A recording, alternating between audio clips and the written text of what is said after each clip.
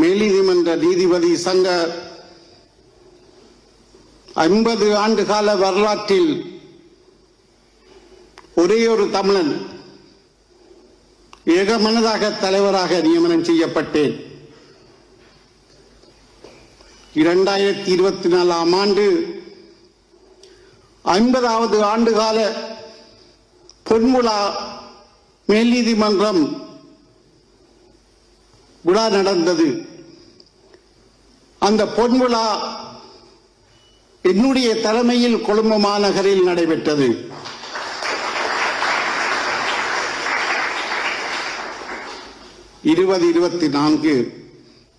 September மாதம் 21ஆம் தேதி ஆட்சியாளர் ஜனாதிபதி பதவியை பெற்றுக் கொண்டார். கடிதம் எழுதினேன், உரிமையுடன் கடிதம் எழுதினேன். மேல் நீதிமன்ற நீதிபதி சங்க தலைவராக எனது நிறைவேற்று குழு உங்களை சந்திக்க விரும்புகிறது என கடிதம் எழுதினேன். மதிப்பளித்தார். கார்த்திகை மாதம் 28ஆம் தேதி 2024 எங்களுக்கு சந்திக்குமாறு அழைப்பு விடுக்கப்பட்டது. எனது தலைமையில் 10 நீதிபதிகள் கலந்து கொண்டோம். ஆட்சியாளரை ஜனாதிபதி செயலகத்தில் சந்தித்தோம். நான் ஒருவர்தான் தமிழன். என்னுடன் வந்த சிங்கள சகோதரர்கள், உனது ஓய்வு சம்பந்தமாக நீ கதைக்க வேண்டாம், நாங்கள் கதைக்கிறோம் என கூறி 61 வயசு தை மாதம் 20ஆம் தேதி 2025 வரப்போகின்றது. மொத்தமாக 90 நீதிபதிகள் இருக்கின்றார்கள். அதில் முதலாவது இடத்தில் நீதிபதி இளஞ்செழியன் இருக்கின்றார். நீதிமன்ற லீவ் வருகின்றது, கிறிஸ்துமஸ் லீவு வருகின்றது, புதுவருட லீவு வருகின்றது. எனவே அவருடைய நியமனத்தை ஞாபகப்படுத்தி ஜனாதிபதிக்கு தெரிவித்தார்கள். என்னுடன் மீண்டு படம் எடுத்தார்.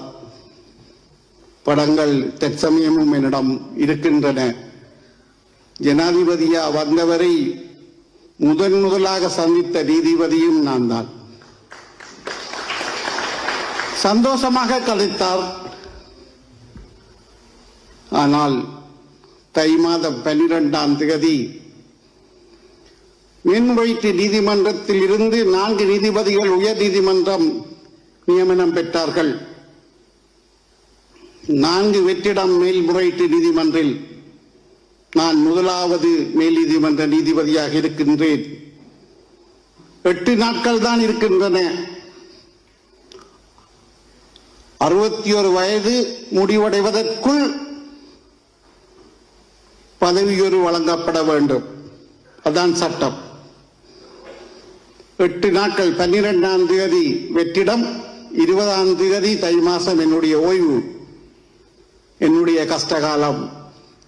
13ஆம் தேதி ஜனாதிபதி தோழர் அனுரகுமார திசாநாயக்க சீனா சென்றார்.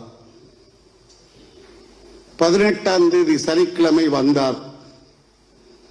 19ஆம் தேதி ஞாயிற்றுக்கிழமை, 20ஆம் தேதி காலை நான் நீதிமன்றத்தை விட்டு வெளியேறினேன். எனக்கு பதவி உயர்வு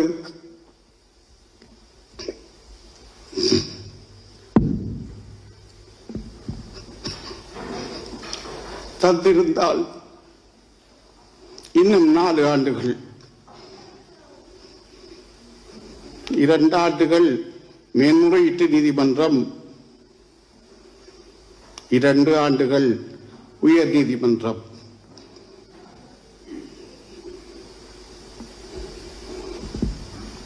டெஸ்டினி என்று சொன்னார்கள், தலை விதி என்றார்கள்.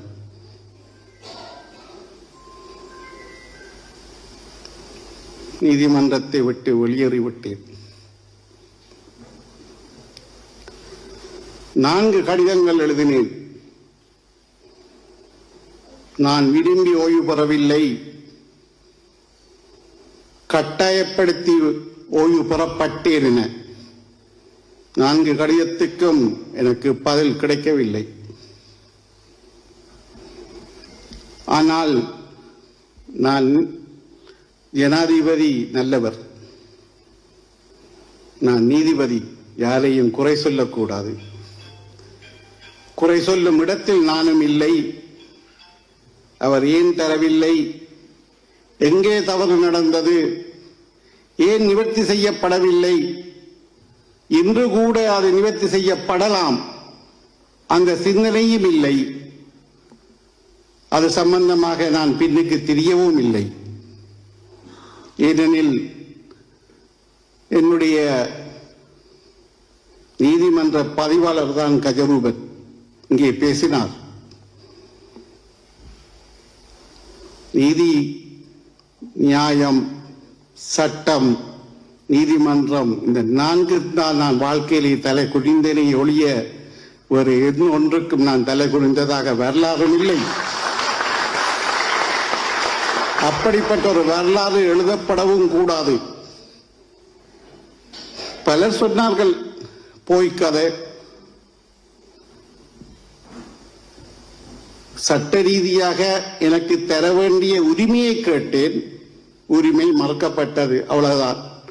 ஆனால் யாரையும் நான் குறை சொல்லல. நீதித்துறை புனிதமானது, எனது நீதித்துறை புனிதமானது. 2 ஆண்டுகளுக்கு முன்னர் விடுவிக்கப்பட்ட சிறை கைதிகளுக்கு நான் வேலை செய்த லைக்கா நிறுவனத்தின் என்னுடைய NGO அதற்கு பொறுப்பாக இலங்கையில் இருந்தபோது அவர்களுக்கு ஒவ்வொருவருக்கும் 25 லட்சம் கொடுப்பது என்ற தீர்மானத்தில் அவர்களுக்கு 25 லட்சம் கொடுக்கின்ற அந்த சந்தர்ப்பத்தில் 20 ஆண்டுகளுக்கு மேல் அல்லது 25 ஆண்டுகளுக்கு மேல் சிறையிலிருந்து வெளியே வந்தவர்களை தனிப்பட அவர்களோடு பேசுகிற வாய்ப்பு கிடைத்தது. சர்மா என்பவர், அவர் கைது செய்யப்பட்டு 23 ஆண்டுகளுக்கு பிறகு நான் அவரோடு கதைத்தேன். அவர் இப்போது உயிரோடு இருப்பார் என்று நினைக்கிறேன். வயதானவர். அவர் எனக்கு சொன்ன ஒரு விஷயம், போராளிகளை அவர் வைத்திருந்தார், அதான் குற்றச்சாட்டு. சந்திரிகாவை தாக்க வந்த போராளிகளை அவர் தங்க வைத்தார். நான் அவரை சும்மா கேட்டேன்.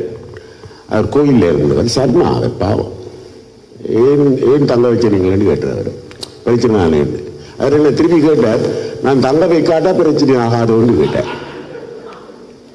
பிரச்சனை தான் இலங்கையில். நான் கேட்ட கேள்வி அவர் என்ன திருப்பி கேட்டார். அவருக்கு என்ன நடந்தது என்று சொன்னால் சும்மா கேட்டு என்ன ஆட்சி உள்ளுக்கு. அவரை வலுக்கட்டாயமாக இறைச்சி சாப்பிட கொடுத்திருக்கிறார்கள். அவருடைய மனைவியை அவருக்கு முன்னால் நிர்வாணப்படுத்தி இருக்கிறார்கள். அவருடைய மனைவியும் குடும்பமும் அவரை விட்டு பிரிந்து விட்டது. மனைவி இறந்து விட்டார். மனைவி ஒரு கட்டத்தில் மூல சுகமில்லாமல் ஆகி இறந்து போச்சு. அவருடைய பிள்ளைகள் அவரை இப்போது கண்டுகொள்வதில்லை. கடைசியாக நாங்கள் கொடுத்த காசில் முதியோர் இல்லத்தில் இருக்கிறார். அந்த மனிதரை பற்றி நாங்கள் எழுதப் போகின்ற ஈழ விடுதலை போராட்ட வரலாற்று எழுதுகிற இந்த நாயும் எழுதப் போவதில்லை. காத்தாயியை போல 1000 மனிதர்களை நாங்கள் மறந்து விடுகிறோம். ஊடகத்துறையினராயினும் சரி, புத்தகம் எழுதுகிற விண்ணர்களாயினும் சரி, அல்லது புலம்பெயர்ந்து முகநூலில் போராடி கொண்டிருக்கக்கூடிய அதிமேதகு வீரர்களாயினும் சரி, அவர்களுக்கு அந்த கதைகள் எதுவும் தெரியாது.